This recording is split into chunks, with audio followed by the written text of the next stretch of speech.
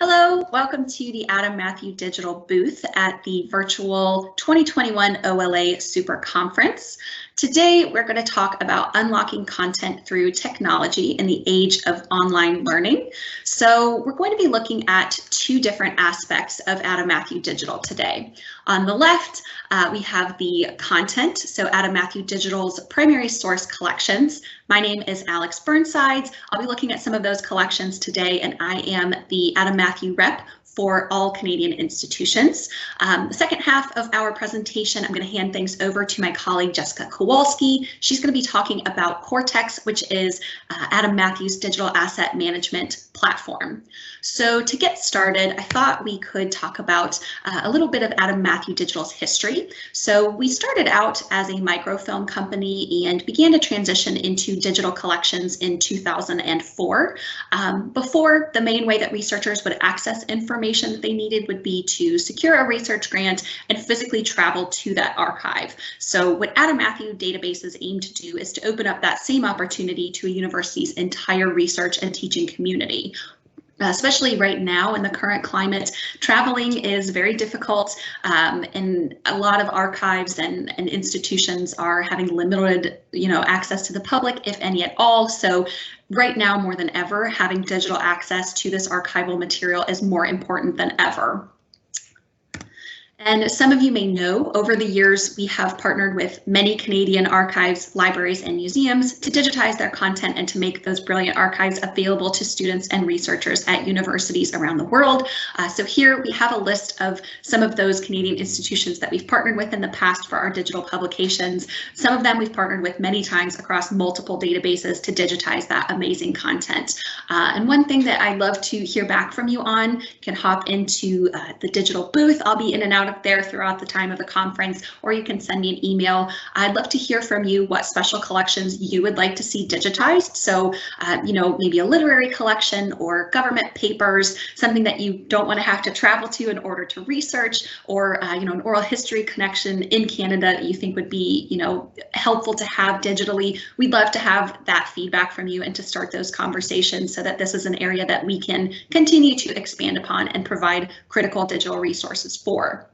That being said, we do have a document that we put together in the wake of a session that we offered this past October called Digitizing Canada. Essentially, it's going to be a PDF guide that features highlights from 18 Adam Matthew digital collections. So in addition to an overview of collections on Canadian history and collections from Canadian archives, all of those documents are going to be hyperlinked directly to the Adam Matthew databases, and it will also feature a full list of those archival partnerships that you saw on the previous slide. Something that's not on my slide here that I do want to note is that due to the collaborative nature of the Canadian library community, we've been able to foster some really incredible partnerships with consortial entities like CRKN, Consortia Canada. We also have worked with COPL and OCL and various other provincial and regional consortia. And it's resulted in some really incredible partner offers. So one in particular that we'll be talking about today is from 2016, which actually opened up access to our Frontier Life collection to all Canadian institutions. We've also had some big offers with CRKN in the past. So if there are any consortia that you are members of and you have questions about what you may already have access to, please send me an email. I'd love to set up a call to make sure that any of those collections you already have are being utilized to the fullest extent. And as a part of that, because Frontier Life is available to all institutions in Canada, I thought it would be helpful to get into the collection and take a look at it together. So I'm going to switch my window here, and we're going to take a look at Frontier Life, Borderlands, Settlement, and Colonial Encounters. So I thought it would be helpful to take a look at the format of Adam Matthew collections. One place that I always encourage people to start is in this introduction tab. All of our collections are going to have this nature and scope feature, which is essentially going to serve as sort of a comprehensive overview of what you'll find in the materials included. So it provides an introduction to, provide a little bit of context. It will also include the scope, so the areas, regions, time periods that are covered, and there's going to be a thematic guide. So you'll see that in Frontier Life, this is going to include materials on everything from agriculture and livestock, exploration education, expeditions and travel. There's lots on land and property, things on women's history. So you can see here from this vast list that it truly is a cross-disciplinary resource, and there's lots to be discovered inside. That being said, we have also developed for each of our collections a series of contextual and secondary resources to make it a little bit more accessible and provide multiple entryways into the content. This is particularly helpful for undergraduate students who are maybe experiencing these types of databases and primary source materials for the first time. One place that I encourage people to take a look at in the Explore tab here is behind my login wall, the essays. So we work with leading academics in the field of the collection to provide contextual essays on why studying these areas is important. So I'm going to go down here to Professor Elizabeth Elburn from McGill University, take a look at their essay here.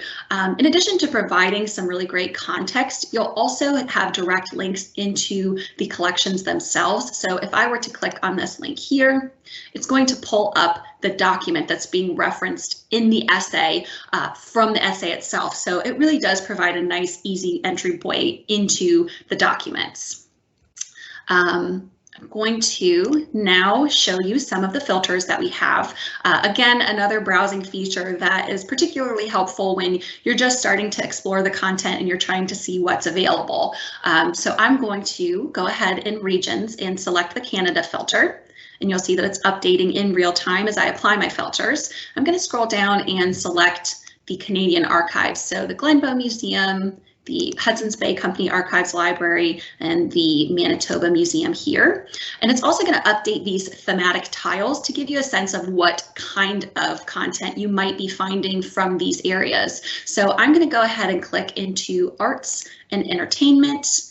And there's one document that I'm going to pull up that includes some information on a professional boxer's routine, his exercise and diet regimen. And before we get into the actual content, I wanted to just sort of point out the metadata here. So this is going to include information on where the document came from, the collection that it came from. It has tags of the people mentioned. It also has tabs on the places, the subjects, and it includes sort of an overview of what you're going to find. So this is the personal diary of B.G. Hamilton from 1901. I'm going to go to this fourth page here and zoom in so that we can take a look at the scan quality.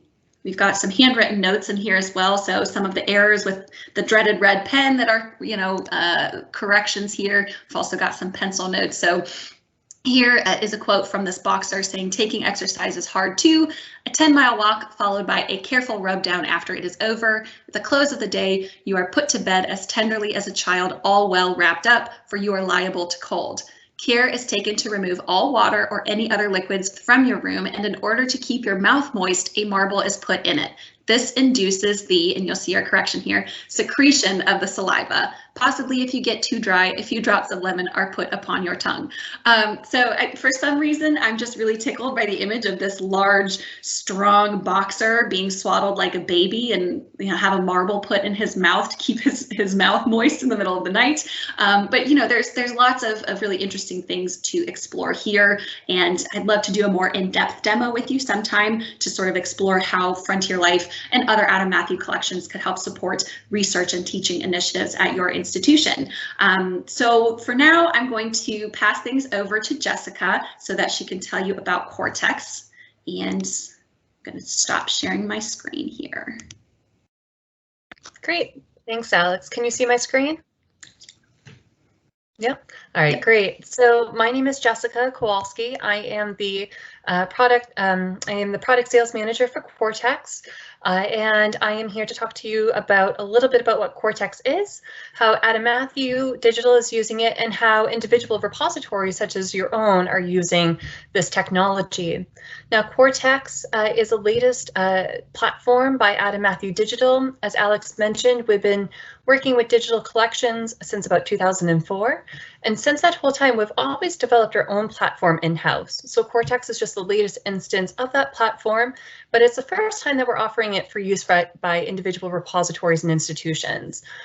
Cortex is fully hosted and it's an online solution, so you can work on Cortex essentially anywhere with an internet connection. With that, we're going to hop in and see, start with Mass Observation Project. Now, this is a collection published by Adam Matthew Digital in June of 2020. And I'm going to just show you a little around here. We have a search bar up here with the option for advanced search, the option to share the page on social and email, something called My Account, which we'll talk about in depth later, and then also contrast for accessibility. Now we can scroll down and see that there's different ways to engage with content. We can browse by directive. So the Mass Observation Project essentially sends prompts to average UK citizens that have agreed to participate, and they write back and share their ideas on issues of the time. There's different filters, which we can filter by an observer and follow their journey or certain topics, or we can just use the search bar to search the entire collection. We're going to do that today. We're going to search for Canada. And so we'll see that we have about 200 results, and we can go through, there's all these filters here on the left. You can absolutely customize all of these filters. You can also customize what metadata your users see upon a search. So we're going to go into this respondents results. And so we can see here that Canada appears twice on this page. And then we can also take a look at the transcript. So our OCR provides in-asset highlighting as well as highlighting within the transcript as well. Now, Cortex offers OCR. If you have current OCR that you'd like to import, you can absolutely do that. We also offer handwritten text recognition, which is essentially OCR for handwritten materials that we'll look at in just a moment. And we also offer AV transcription that provides full transcripts and closed captioning for AV materials. And with this, we can also jump to the next hit. We can also browse the assets and see where our hits appear. We can also come down here and see our search results. But I also want to point out to you that in the document details, there are no instances of Canada. So we're finding this Canada based on the OCR. Now, these gray ellipses in Cortex act as links, so we can go up to here, click on 1470, and then follow this respondent's journey as she replies to the Mass Observation Project. And we could always dig around for Canada or other subjects as appropriate. Now, I mentioned that we have institutions in Canada that are using Cortex. University of Toronto, Mississauga was one of our first partners. They were a beta partner back in 2018, and they have launched their own site. Here we can see that they have added this box up here for COVID-19 information.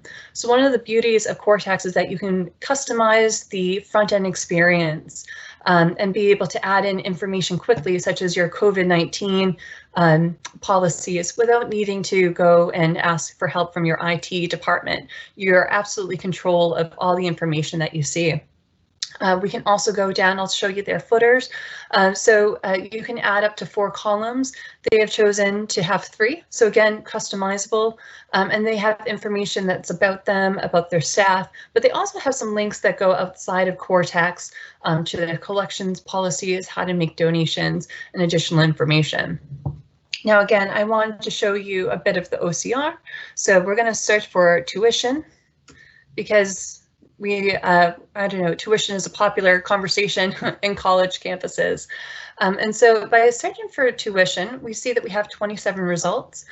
University of Toronto, Mississauga has decided to show both the metadata and full text. If we click on full text and we're just searching on the metadata, we'll see that we get no search results. So again, if you don't have a robust metadata, OCR is a really great way to get your items and your collections easily discoverable. We're going to go down and take a look at one particular asset to see their discussion on metadata. And so we're going to take a look here. Again, we have the in-asset highlighting, so we can see here for the tuition. It's also here in the transcript. We can browse down. And then just to show you again, these are the complete document details. You can customize what this is called, and we can see that tuition isn't mentioned anywhere in the metadata. I did want to point out a few other options for you. You do have the ability to download, so you can download the the image or the full document. So all 8 pages that are part of this issue, just the transcript or just the document metadata. And then you also have the ability to bookmark or the entire document or the image. So that's part of the My Account that we mentioned. So you could bookmark your image and you'll have all of your saved images, your documents, and even your searches in one spot. I do want to mention that University of Toronto Mississauga has also partnered with us to publish a collection called Visualizing the Americas. And this is a research project by a faculty member at their institution. The faculty member needed to publish their research as part of their grant, and they were able to partner with the library and with Cortex in order to be able to do so. Now, what you see here is not currently on Cortex, but we are working to incorporate all these styles and these options as part of the front-end experience that you could choose for your own site. I'm going to scroll down a bit, and one of these options is going to include the option to create timelines. So you'll have the ability to add in images, to add in text, but then to also create links to more information, whether it's on your Cortex site or elsewhere on the web. Now, next I'm going to speak about McGill. So I mentioned handwritten text recognition, HTR, and they are using their site specifically for HTR for a few of their collections. They have started with the Doncaster recipe collection. We're going to go in. You can choose how your results appear, whether they're in the list view or gallery view, whether it's 12, 30, or 90. We're going to go ahead and take a look. We're going to browse down to these medicinal receipts.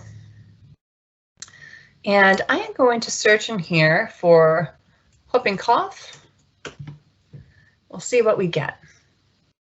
So what we have here, we see that we found a recipe for whooping cough. We can go in and take a deep zoom.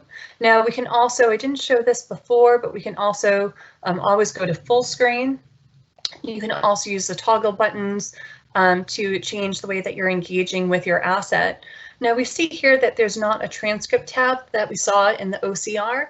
This is actually coming in Cortex. We're very excited for it. We expected to have it in a few months in early 2021. So with the transcript, that means that when you process HTR, you'll get the in-asset highlighting, a full transcript with the highlighting in the transcript as well, and that will also be downloadable and editable. Now, another feature that you might have noticed as we're browsing is the IIIF viewer. And so I previously found this other recipe for how to cure the whooping cough. And so by using the IIIF viewer, you can compare those two recipes side by side to compare ingredients. You can compare the directions, but you can also use it for a number of other instances as well, whether it's to compare maps or other kinds of assets. And you can add up to 4 slots to compare your content side by side. Now, when you're on the McGill site, we can go back and take a quick look. You'll notice that they have this exhibition. And so by going to the exhibition, it's a feature included in Cortex. You can use as many exhibit slides as you'd like. You can create an exhibit using your own content. But you can see that McGill also has included things that may be found elsewhere. So they created this GitHub site and have added the images via media library. But you can also add, of course, your assets. You only need to manage that asset once. So once it's in Cortex, you can just take it and apply it to this page. And then you can also use our related page to link back out so that your users can go and discover a bit more. Now, I know that there's a lot of public libraries that attend OLA, and I wanted to mention a few of our public library partners. We have 4 of them in the US, Des Plaines in Illinois, Sonoma County Public Library in California, as well as Pasadena Public Library in California, and Harris County Public Library in Texas. And Des Plaines just launched their site. This is the first time I'm showing this. It's really exciting. But we can scroll down. We can see that they're offering different ways to engage with their materials. So I know many of you are probably collecting COVID stories during this time. They also have photograph collections from nearly, from over 100 years ago.